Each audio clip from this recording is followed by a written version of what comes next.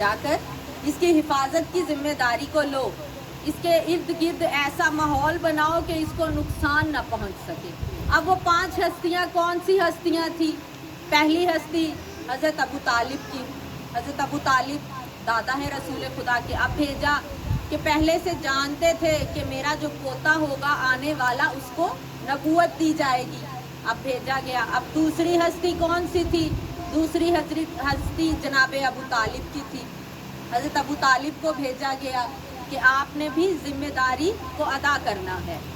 اب تیسری ہستی رسول خدا کی والدہ حضرت آمنہ جانتی تھی کہ مجھ سے آگے جو نسل چلنے والی ہے وہ آخری نبی ہوں گی۔ چوتھی ہستی حضرت فاطمہ بنت اسد، امام علی علیہ السلام کی والدہ، اور پانچویں ہستی حضرت حمزہ کی جو چچا ہیں رسول خدا کے۔ اب ان 5 ہستیوں کو پہلے سے علم تھا کہ آنے والا اب نبی ہوگا۔ پھر کہا گیا کہ نہیں جانتے، غیب کا علم نہیں رکھتے تھے، رسول خدا ہم جیسے ہیں۔ کیا کہا؟ رسول خدا ہم جیسے تھے۔ اگر رسول خدا ہم جیسے تھے تو ان کے آنے پر اتنی نشانیاں ظاہر نہ ہوتی۔ اب جب جانتے تھے پہلے سے حضرت ابو طالب نے، اب یہاں ولادت کا واقعہ بیان کرنا چاہوں گی۔ حضرت ابو طالب نے جناب فاطمہ بنت اسد سے فرمایا کہ آپ آج رات حضرت آمنہ کے پاس چلی جائیں، آج رات ان کے ہاں ایک بیٹے کی پیدائش ہونے والی ہے۔ اب جیسے ہی ان کے گھر چلی گئی، رسول خدا کی ولادت ہوئی، جیسے ہی ولادت ہوئی گھر واپس آئی فجر کے وقت، اور آ کر کہنے لگی کہ جناب ابو طالب سے کہ میں نے دیکھا کہ وہ بچہ ناف بریدہ تھا، آج تک میں نے اتنا خوبصورت بچہ نہیں دیکھا، آج تک جتنے بھی میں نے بچے دیکھے ہیں اتنا خوبصورت بچہ نہیں دیکھا۔ کہا آپ نے ایسا کیا دیکھا؟ تو کہنے لگی کہ میں نے دیکھا کہ وہ بچہ ناف بریدہ تھا۔ آپ نے دیکھا ہے نا، جب بچے کی پیدائش ہوتی ہے تو ناف اس کی بعد میں ڈاکٹر جو ہے وہ کاٹتے ہیں، کہتے ہیں وہ ناف پہلے سے کٹی ہوئی تھی، وہ بچہ ناف بریدہ تھا اور اس کے چہرے سے ایک نور چھلک رہا۔ کہتا ہے اتنا خوبصورت بچہ کہ اس کو غسل دینے کی وہ ضرورت نہیں تھی، وہ پاک و پاکیزہ آیا تھا۔ تو حضرت ابو طالب فرماتے ہیں کہ وہ پاک تھا، وہ اس دنیا کو پاک کرنے کے لیے آیا، وہ پہلے سے پاک تھا، اس دنیا کو پاک کرنے کے لیے آیا۔ پھر فرمایا جناب ابو طالب نے کہ اے فاطمہ، میں تمہیں بھی ایک ایسے ہی بیٹے کی بشارت دیتا ہوں جو آج سے 30 سال کے بعد تمہارے گھر ایک ایسا ہی بیٹا پیدا ہوگا جو ناف بریدہ ہوگا اور اس کے چہرے سے بھی بالکل ایسا ہی نور چھلک رہا ہے۔ بس اس میں اور اس بچے میں ایک فرق ہوگا کہ اس بچے کو نبوت دی گئی ہے، اس بچے کے پاس نبوت نہیں ہوگی، اور وہ آنے والا کعبے میں ہوگا جس کا نام علی ابن ابی طالب بتایا جاتا ہے۔ کہا کہ وہ بھی نور میں، شخصیت میں، ہر لحاظ سے، کردار میں، رفتار میں، گفتار میں اس بچے جیسا ہوگا، بشارت دی۔ پھر کہا کہ جب رسول خدا کی ولادت ہوئی تو اس دور میں مکہ میں ولادت ہوئی، بہت سے لوگوں سے چھپایا گیا۔ کیوں چھپایا گیا؟ کیونکہ جانتے تھے آنے والا آخری نبی ہے اور بہت سی نشانیاں جو ہیں وہ ظاہر ہوں گی۔ اب جب جانتے تھے آخری نبی آنے والا ہے تو دشمن بھی زیادہ ہیں، تو اس بات کو انہوں نے پوشیدہ رکھا۔ لیکن مکہ میں کیونکہ کہتے ہیں جتنی پہلے کتابیں گزر چکی ہیں، انجیل ہے، توریت ہے، زبور ہے، ان سب میں ان نشانیوں کا ذکر ہو چکا تھا، ان میں ذکر بھی ہو چکا، بتا چکے تھے نام احمد ہوگا، یہ نشانیاں اس میں ظاہر ہوں گی، اس کے ماتھے سے نور نکل رہا ہوگا۔ تو کہتے ہیں بہت سی نشانیاں بتائی گئی کہ اس کے سر پر ایک بادل نے سایہ کیے ہوگا۔ کہتے ہیں یہودی نے ایک رات بیٹھا تو آسمان کی طرف نگاہ کی تو دیکھا کہ ایک ستارہ مکہ میں آ کر گرا ہے۔ اب اس نے تو یہ ذکر کیا کہ ستارہ مکہ میں گرا ہے، لیکن میں کہوں گی کہ وہ ستارہ مکہ میں گرا نہیں، اترا تھا۔ اب کہتے ہیں جیسے ہی اس نے وہ دیکھا فوراً مکہ پہنچا، مکہ پہنچ کر کہنے لگا، جناب ابو طالب کے قریب آیا اور آ کر کہا کہ میں نے دیکھا کہ ایک ستارہ اس شہر میں آ کر گرا۔ तो क्या किसी बच्चे की पैदाइश हुई है? तो जनाब अबू तालिब ने फरमाया कि अब्दुल मुत्तलिब ने फरमाया कि वक्त आने दो, तुम्हें खुद पता चल जाएगा। कहा कि नहीं, मैं जानना चाहता हूँ, क्योंकि मैंने सुन रखा है कि एक सितारा मक्का में आकर गिरेगा, वो सितारा जो होगा वो आखिरी नबी होगा। तो कहा कि मैं अभी नहीं बता सकता। अब मैं कहूँगी कि जब ये सब जानते थे, इल्म रखते थे कि आने वाला नबी है, तो क्या रसूल खुदा नहीं जानते थे कि आने वाला नबी मैं हूँ? कहा कि वक्त आने दो, तुम्हें खुद मालूम हो जाएगा। फिर जब बच्चे की पैदाइश हो गई, नाम उसका माँ ने अहमद रखा और जनाबे अब्दुल मुत्तलिब ने नाम मोहम्मद रखा। किसी ने पूछा कि क्यों आपने नाम मोहम्मद रखा? तो फरमाते हैं कि आने वाले वक्तों में सबसे ज़्यादा रखा जाने वाला नाम मोहम्मद होगा। कहते हैं कि उस दौर में किसी ने सर्च किया, सबसे ज़्यादा रखा जाने वाला नाम जो था वो जॉन था। लेकिन अब के दौर में अगर उन्होंने जब सर्च की तो कहते हैं कि सबसे पहला नाम जो सबसे ज़्यादा रखा जाता है वो मोहम्मद है, और सबसे आखिरी नाम जो सबसे ज़्यादा रखा जाता है वो हुसैन। कहा ये दो नाम सबसे ज़्यादा रखे जाते हैं। मोहम्मद और आले मोहम्मद की ज़ात पे बुलंदतर सलावात। अल्लाहुम्मा सल्ली अला मोहम्मद व आले मोहम्मद। अब सबकी तवज्जो तो है ना। तो कहा सबसे ज़्यादा दो नाम रखे जाते हैं, एक मोहम्मद है और एक हुसैन है। तो कहा कि इसलिए मैंने इसका नाम मोहम्मद रखा, क्योंकि जो मैं देख रहा हूँ वो तुम नहीं देख रहे। क्योंकि जनाबे अब्दुल मुत्तलिब गैब का इल्म रखते थे, खुदा की तरफ से उन पर इल्हाम था, जानते थे, तो नाम मोहम्मद रखा और वालिदा ने नाम अहमद रखा था। कहा कि नाम मोहम्मद है, अहमद है। अब कुछ बरस गुजरे, वालिदा का इंतकाल हो गया, जिम्मेदारी दे दी गई जनाबे अब्दुल मुत्तलिब को। जब दादा के पास जिम्मेदारी आई, अभी 7 बरस के थे, खाना काबा का तवाफ कर रहे थे। अब अगर आम लफ्ज़ों में कहूँ, ना जाने रसूल खुदा खाना काबा का तवाफ कर रहे थे या काबा रसूल खुदा का तवाफ कर रहा था। अब कहते हैं जब तवाफ कर रहे थे, इतने में देखा कि जनाबे अब्दुल मुत्तलिब की तबीयत बहुत ख़राब हो गई। जब तबीयत ख़राब हुई, लोगों ने देखा, जल्दी से कहा कि इन्हें घर ले जाओ। जब इतना कहा तो करीब एक शख्स था, कहा कि चाबी काबा की इनके पास है, तो इन्हें काबे के अंदर ले जाओ। जब काबे के अंदर ले गए, जाकर लिटाया। अब दाहिनी तरफ रसूल खुदा थे और बाइनी तरफ जितने भी अपनी बेटियां बेटे सबको बुला लिया, कहा कि आ जाओ। अब यहाँ पर भी एक फ़र्क बताना चाह रहे हैं। दाहिनी तरफ रसूल खुदा तन्हा थे, दूसरी तरफ अपने तमाम आल को बिठा रखा था। फिर कहा कि जाओ मेरे बेटे अबू तालिब को बुला लाओ। इतने में अबू जहल ने कहा कि आप मुझे बताएं क्या कहना है।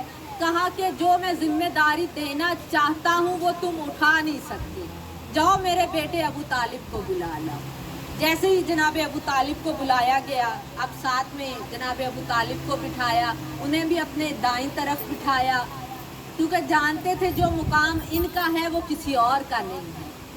अब जैसे ही अबू तालिब को अपने साथ बिठाया और कहा, रसूल खुदा का दाहिना हाथ जनाब अबू तालिब के दाहिने हाथ में कहा, देकर कहा कि आज से इसकी जिम्मेदारी मैं तुम्हें देता और इसकी इस तरह परवरिश करना जिस तरह तुमने अपनी औलाद की करनी है।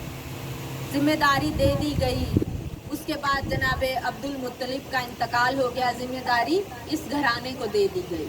अब यहाँ पर एक नुक्ता बयान करना चाहूँगी। कहते हैं कि एक यतीम के सर पर हाथ रखना, यहाँ कहा जाता है ना कि जब विलादतें शहादतें आती हैं, क्योंकि हमारी जिम्मेदारी है कि हम अपनी जिम्मेदारी को यहाँ पर मिंबर पर इस तरह बयान करें कि आने वालों के जहनों में यहाँ से जब जाएं तो झोलियाँ भर कर जाएं, अपने साथ कुछ ले कर जाएं। क्योंकि जब भी किसी की विलादत शहादत आती है, फ़कत इसलिए नहीं आती कि अगर किसी की विलादत आई हम आए, कसीदे सुने, नाते पढ़े, खुशी मनाए और चले जाएं, और शहादत आई सिर्फ मातम करें, रोएं और चले जाएं।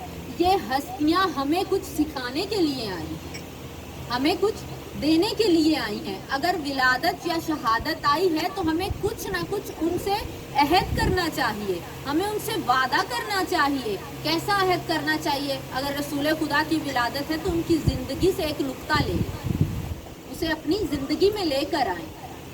क्या नुक्ता इस पहलू से हमने लेना है? यतीम के सर पर हाथ रखना। रसूल खुदा खुद फरमाते हैं कि एक यतीम के सर पर हाथ रखना बिल्कुल ऐसे है कि जैसे वो जन्नत में मेरे साथ होगा।